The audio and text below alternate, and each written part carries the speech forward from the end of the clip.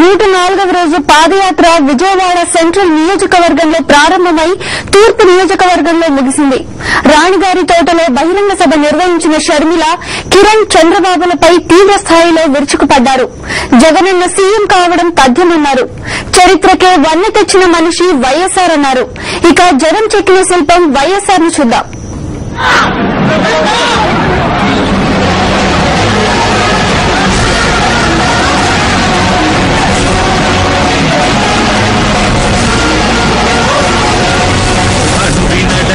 బాటలో నడిచింది నేడు షర్మిల, కష్టమొచ్చిన రాష్ట్ర ప్రజలను ఆదుకోను అన్నల, గాలి నడకన సాగెరా కన్నీళ్లు తుడవగ షర్మిల, గడప గడపకు తరలెరా రాజన్నకే ప్రతికూల.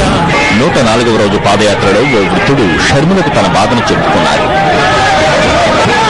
విజయవాడ తూర్పు నియోజకవర్గంలో పర్యటిస్తున్న సమయంలో రాజన్న బిడ్డ ఓ వికలాంగుని పరామర్శించారు.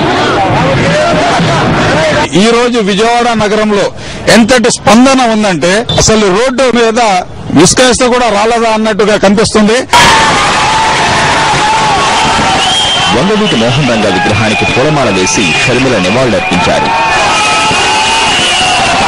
మండే ఎండలను సైతం లెక్క చేయకుండా వృద్ధులు షర్మిల కోసం ఎదురు చూశారు. షర్మిలను చూసి ఆశీర్వదించి వెనుదిరుగుతున్నారు. జగన్నాథ రథాన్ని లాగేది ప్రజలే అంటున్నారు వైఎస్ఆర్ అభిమానులు.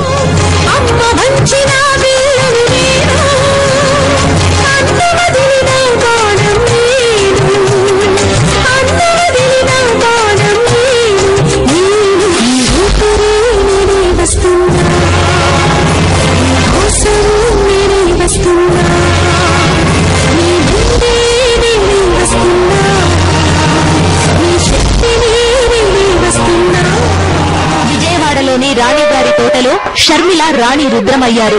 సీఎం కిరణ్ పై తీవ్ర స్థాయిలో విరుచుకుపడ్డారు. సీల్డ్ కవర్ సీఎం అంటూ మండిపడ్డారు.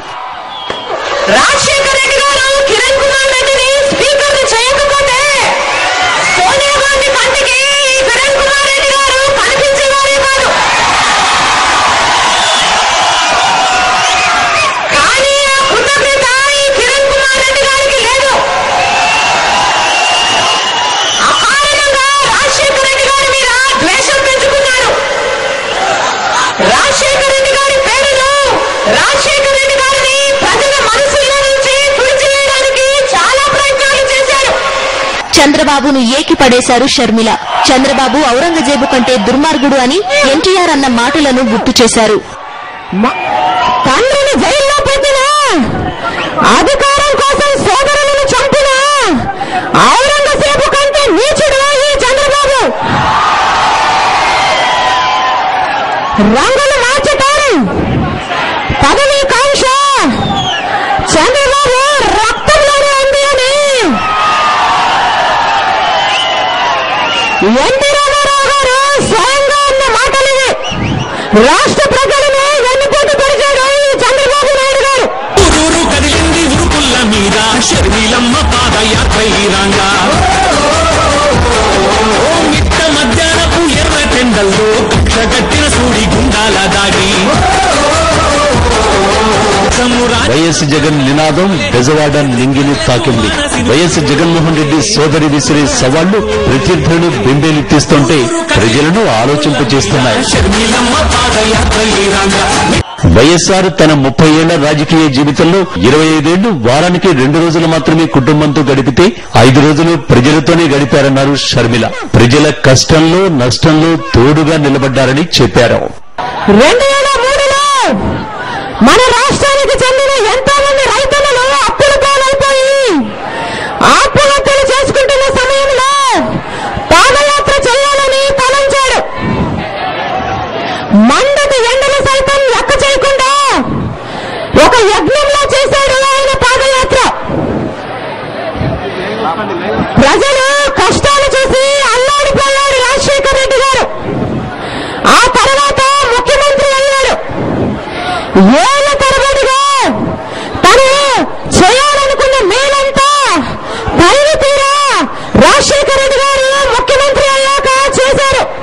వైఎస్ఆర్ ప్రవేశపెట్టిన ప్రతి పథకం ప్రజల కోసమేనన్నారు షర్మిల. ప్రజల నవ్వులో తన ఆనందాన్ని చూసుకున్నారని చెప్పారు. మడమ తిప్పనట్టి ఆ తండ్రి బాటలోన అడుగు వేయనట్టి మా రాజు దారిలోన మడమ తిప్పనట్టి ఆ తండ్రి బాటలోన అడుగు వేయనట్టి మా రాజు దారిలోన ప్రజాబలమి నీ వారసత్వమై తిరుగులేనట్టి నాయకత్వమై సాగిరా